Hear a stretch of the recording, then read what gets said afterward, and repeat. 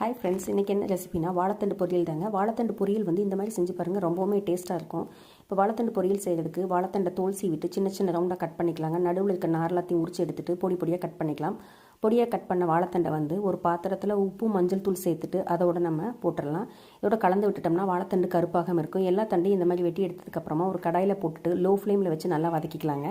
இதுக்கு நம்ம தண்ணி எதுவும் சேர்த்த வேண்டாம், வதக்கிறதுலேயே வாழைத்தண்டு வெந்துடும். இப்போ அதே கடாயில் கொஞ்சம் தேங்காய் எண்ணெய் சேர்த்துட்டு கடுகு போட்டுக்கலாம். கடுகு பொரிஞ்சதும் கடலைப்பருப்பு இதெல்லாம் நல்லா வறுபட்டதுக்கப்புறமா பொடியை கட் பண்ணி வச்சுருக்க பெரிய வெங்காயம், கருவேப்பிலை, அதோட காரத்துக்கு வரமிளகாய் சேர்த்து நல்லா வதக்கிக்கலாங்க.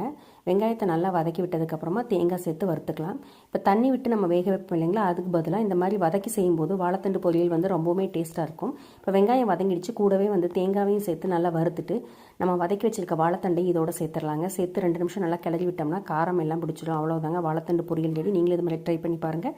நம்ம சேனல் ஃபஸ்ட் டைம் பார்க்குறீங்கன்னா சப்ஸ்கிரைப் பண்ணுங்கள். தேங்க்ஸ் ஃபார் வாட்சிங்.